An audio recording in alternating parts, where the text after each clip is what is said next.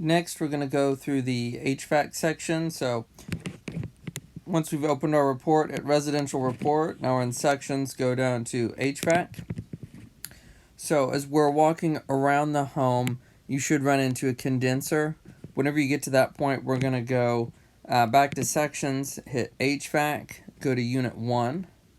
We're going to know what type of HVAC. Is it a Rudd, a Kenmore, International Comfort Products, or possibly unknown if you can't find the manufacturer. Next, we're going to go and take a picture. So we'll go to camera, and we're going to take 2 pictures. We're going to first take a picture of the condenser itself. You want to get the whole thing in the picture so you can get a general idea of its condition. The next picture is going to be a close-up of the nameplate, so that way we can see when it was manufactured, how many tons it was, what the maximum breaker size is. So typically you're going to find the tons and the manufacturing year the tons and the model number. In this case, it's going to be 48 BTUs. 48,000 BTUs converts to 4 tons. There's 12,000 tons per BTU. And then the serial number is going to contain the year. It's much easier to, if they have the year published, which you can see here in this one I can. If not, you can actually see that they have the serial number or the year it was manufactured inside the serial number right there. You will need to go to the website to look it up, however. Once we have our 2 pictures, we're going to go scroll down. We're going to fill out the manufacturer's, the year the AC was manufactured. Scroll down. We're going to skip all this stuff. We're going to fill out the maximum rated breaker size. And then we're going to fill out the number of AC tons in the unit. After that, you'll keep doing the outside, and we're going to leave the HVAC system alone until we get to the furnace. Now, while we're there, we may note some things. So we typically leave filters always checked because they're always dirty. Even if they're clean today, they will likely be dirty by the time they move in. Next, is this suction line insulation in good shape? Was it cold outside and you were not able to test the AC? Are the units aged? Are they at or past 70% of their life? So for a condenser or air conditioner outside, they're going to last 10 to 15 years. So if it's more than 7 or 8 years old, we'll check that. Some other common ones we're going to see outside would be, where did it go? I'm going to go ahead and search real quick for coil. So we'll often see damaged coils or just dirty coils.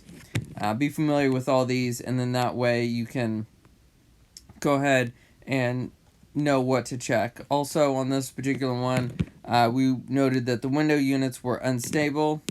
Anytime there's a window unit, it's unstable. Once we got inside, we could see that the airflow is out of balance. So anyway, so we'll go through, know anything about the condenser and evaluations and repairs. Keep working on the inside of the home until you get to the furnace. Once you get to the furnace, we're going to go back to unit number 1. Then we're going to scroll down, take the same 2 pictures for the furnace, and note where it's at. We're also going to note the year, what type of fluid is it PVC, double wall, single wall. Then we're also going to measure the temperatures. So when you first get inside, after you finish the kitchen, you're going to want to turn on the air conditioner because the air conditioners take a while. We're going to measure the supply temperature and the return temperature. Once we've tested the air conditioner, we're going to go ahead and test the furnace. So we'll kick it over to furnace, measure the supply and the return, and note them in the report. The easiest way to set the thermostat back the way you found it is whenever you walk in and you switch it to air conditioning, move the temperature down in increments of 10 degrees. So if it's set at 75, move it down to 65. But if it's already cold enough that it's not going to kick on, then you can go ahead and move it down to 55. That way it's much easier to remember where you left it. Now, when you get to the electric panel, we're going to look for the breaker.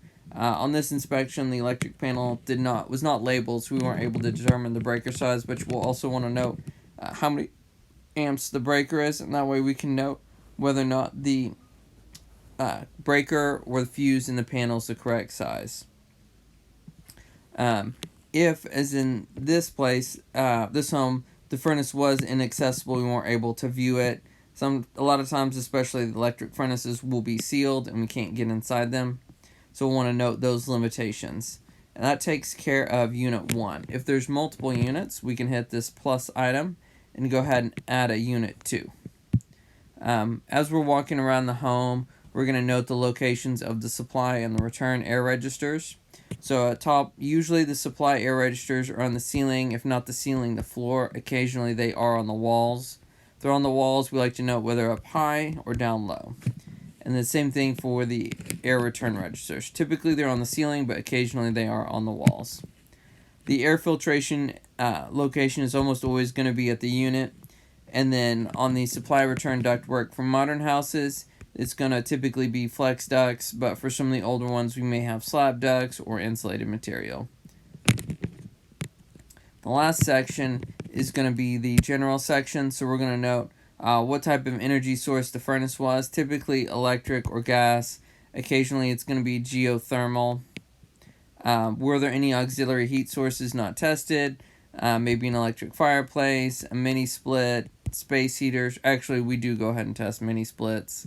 How many zones were there? So an easy way to count the number of zones is the number of thermostats. Sometimes you'll have 2 separate systems, which will mean two zones, but sometimes you'll have one system with 2 thermostats, meaning 2 zones.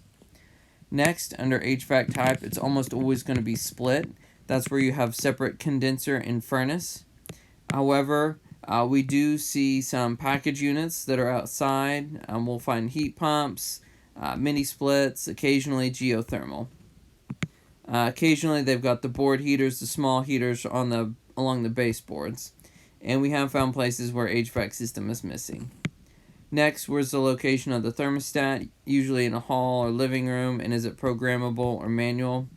And then, were there any features? So there should be condensate drain or PVC. We do like to see sensor and tray, but we don't always.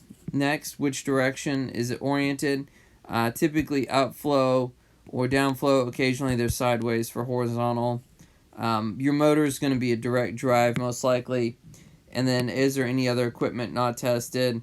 Sometimes you may have a window unit, swamp cooler, space heater.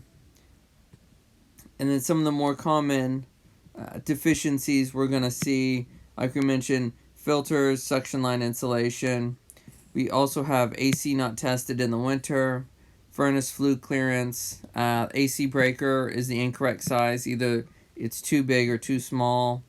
Aged units, secondary condensate line missing. We want to make sure that there is a secondary condensate line hooked up, whether it's to a sensor or to a drain.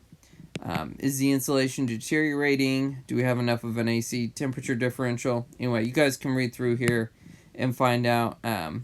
Just be familiar with these so that way you can identify and go ahead and mark them as needed. And that's how we do the HVAC section.